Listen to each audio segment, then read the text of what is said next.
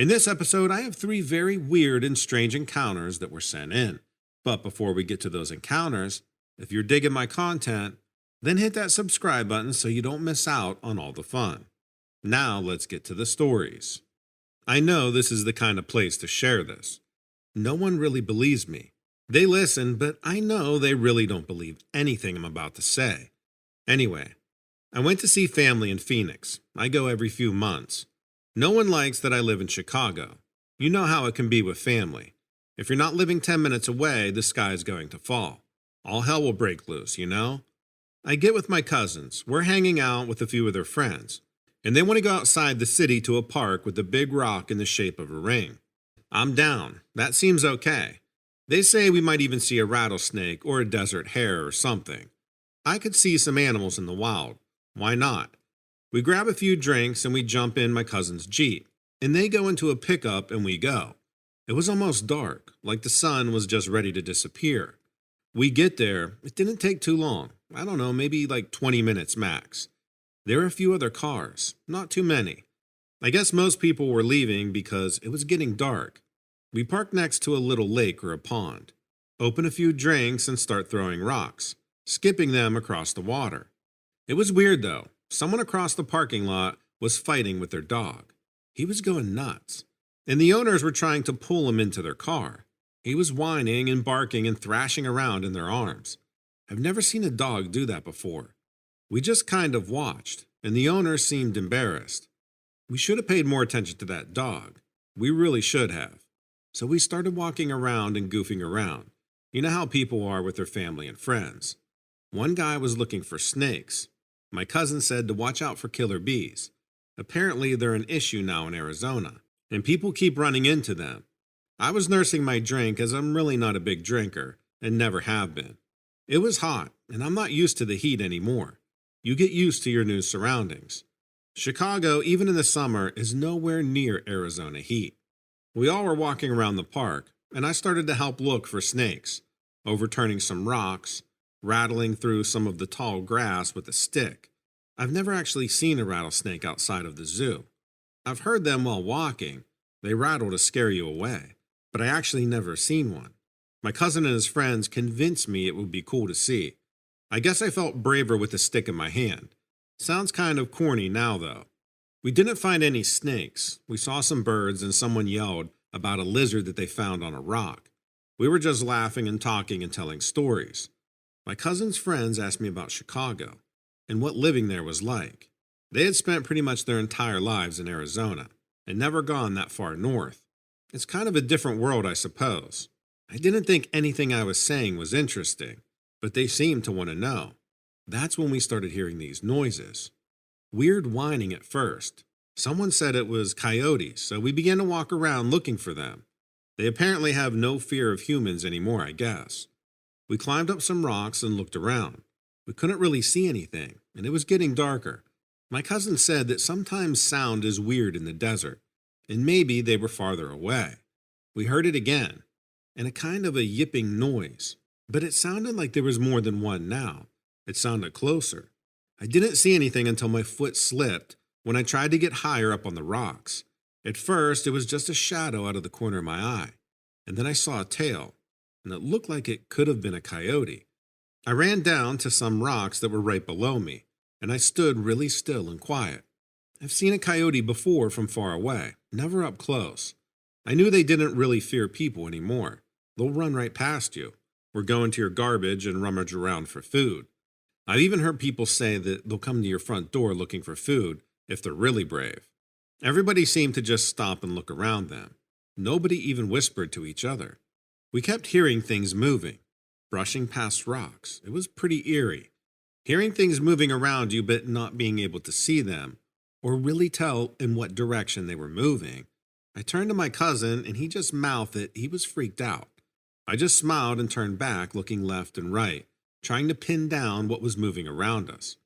I thought it ran down behind some of the rocks, maybe 10 or 15 feet below me, but then something stood up like a person, and its eyes flashed like a dog's or a cat's when they catch light. And I heard the yipping again, right next to me. I turned and then turned back and saw the coyote running off. My cousin saw it too. We were incredibly freaked out. The thing that is really crazy about all this is the coyote wasn't running away on all fours. It was running away on two legs.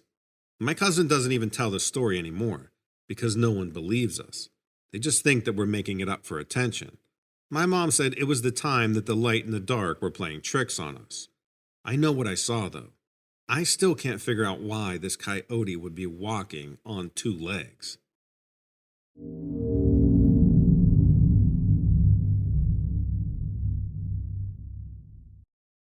After 10 years, I feel like I'm finally ready to share my story. I hope you read it on your channel, because finding out there were others like me finally made me feel somewhat sane again. This was in 2012 in Long Island, New York, just a few weeks after Hurricane Sandy hit. Beyond the massive damage, the hurricane had really messed up the striper fishing season. After getting out of work around midnight one night, I decided to hit the beach for a few hours and try my luck anyway. It would be too cold soon to go again, and I had already bought a new fishing rod I wanted to try out.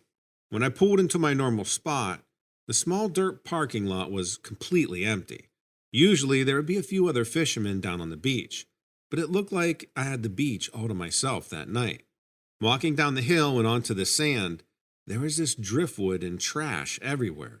The storm had really messed things up and washed all kinds of stuff onto the beaches. I even heard stories of some crazy deep sea species found in a few places not too far away, and was thinking maybe I would find one too. Besides being empty, the beach was oddly quiet, like really quiet. Usually there were some baitfish jumping out of the water, and handfuls of seagulls squawking along the beach. But tonight, it was just dead silent, the only noise being my sandals crunching on the sand. Even the waves seemed to be muted somehow. Not wanting to walk too far from the trail back to the parking lot, I walked straight out to the edge of the surf and tied up my gear. I was very familiar with this stretch of the beach and knew that about 100 feet out, the bottom dropped off quickly into the 40-foot deep range. I cast out, then took a seat on the sand, ready to blank out until I caught something or got tired and went home. It didn't take long. About 15 minutes, my line went taut and started pulling slowly but forcefully to the right. I jumped with excitement, thinking it may be a shark since stripers tend to jerk the line around when it's hooked. In my excitement, I pulled back hard on my fishing rod. I immediately felt the line go slack. Crap, I broke the line, I thought. I started to reel back in fast so I could retie my line and cast back out and try to catch this thing. As soon as I reeled in about 10 feet of line, it went tight again.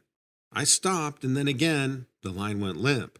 I repeated this cycle a few more times until I came to the realization that whatever was out there was headed directly toward me. I stood there dumbfounded, not knowing what kind of fish or sea critter behaved this way. And then I saw it. The moonlight reflected off of some kind of black spiny ridge sticking out of the water. The ridge alone, at least the portion I could see, had to be about 10 feet long. Then I noticed something else. There was water at my feet a moment ago. There was now only wet, soggy sand. The waterline was receding away from me, and fast. I could see clumps of seaweed and shells and a few crabs moving quickly to get out of the way of this thing. Watching the water wash over and then away from this thing was like watching one of those game shows where they pull back the cover on a brand new car. Only the thing under this cover was a complete nightmare. Granted, the moon was shining, but it was still pretty dark, and the complexion on this thing made it hard to tell where it began and where the sand ended. I figured whatever it was had to be at least 30 feet long. I stood transfixed, not knowing what it was or what I should do. Then it started moving. What looked like the upper body of this thing raised high off the sand. In the darkness, the only feature I could really make out was this snake-like head. And right in the center of that, two bright points of yellow light that looked like eyes. This thing started doing a weird swaying motion with its head and body, moving slowly left then right, its eyes sweeping up and down the beach searching for something. My hand was going numb from clutching my fishing rod so tightly that I had to drop it. I don't know if it was the noise or the movement, but the second the rod hit the sand, the creature had snapped in my direction. It locked eyes with me. It held its gaze for what seemed like minutes, but was probably only a few seconds.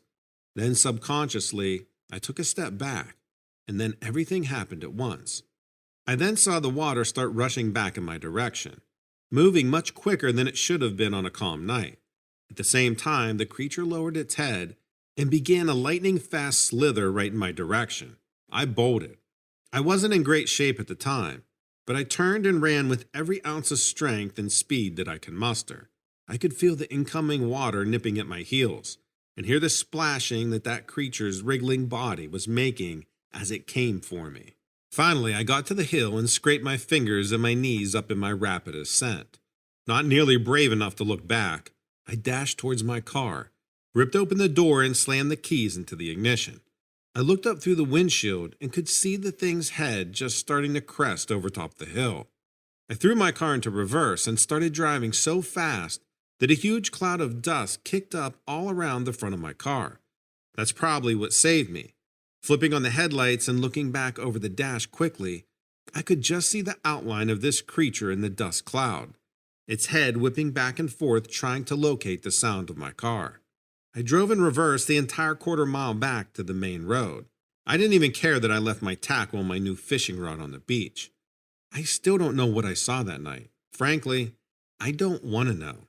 Shortly afterwards, I sold a bunch of my fishing gear and threw out the rest.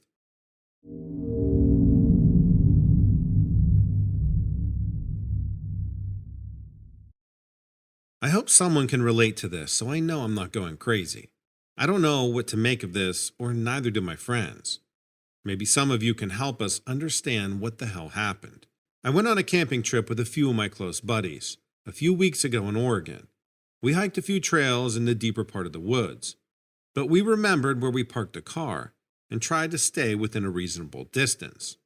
We decided to settle in a clearing that was off the trail for at least a mile. A giant rock is our guide to the entrance and exit of our camp. As long as we can find the rock, we know we wouldn't get lost. We thought we had a good couple of hours before the sunset. We were very wrong. There was at least an hour left of daylight the last time I checked. I pulled out my phone and it was only 4:45 p.m. in the summer.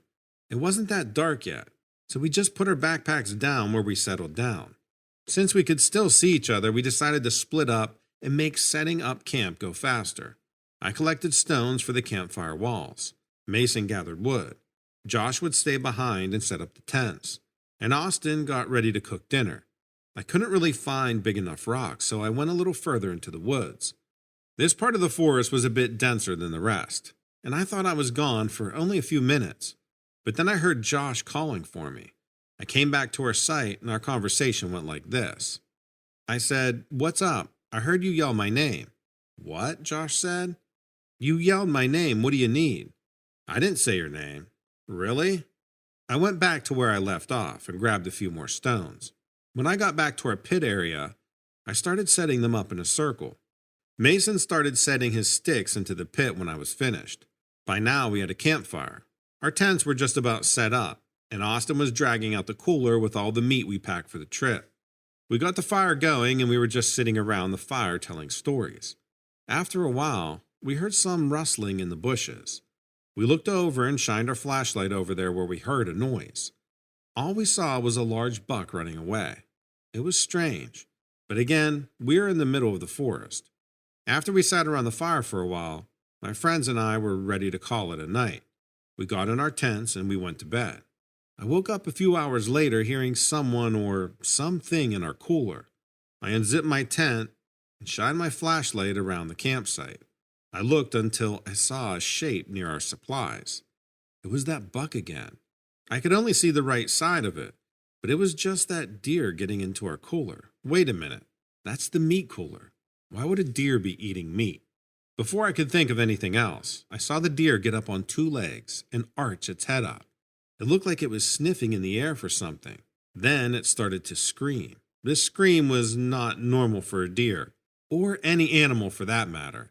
I quickly zipped my door back up and turned off my flashlight. I thought if whatever the hell that was didn't know I saw it, then it should go away. I waited for what felt like hours before I decided to peek outside again. When I peeked out, I saw a red eye staring back at me. That deer, or whatever the heck it was was closer and staring right back at me. It wasn't right up against the tent, but this thing had this sinister smile on its face, and it was smiling at me. I saw half of its face rotting off, and I gagged when I smelled it. I yelled for my friends to get out of their tents and run to the car. I went past the rock and made a beeline for our car. I felt like I was running forever until I saw it, and I unlocked it using my key fob. I looked at the trail and saw my friends running to the car as well. It looked like I wasn't the only one who saw it. We couldn't speak. Even if we wanted to, no words would come out. We don't even know how to explain what we saw. That night, we slept in the car with the doors locked. We didn't go back until morning to retrieve our stuff. God forbid we run into that thing again. When we got back to the campsite in the morning, everything looked pretty normal. Nothing else was taken. There were no rips in any of the tents, nothing. We still decided we wanted to get out of there as soon as possible. So we packed everything up and we started to leave. We drove off and put the forest miles behind us. We never wanted to go back to that spot again. Let me know what you think about these stories in the comments below.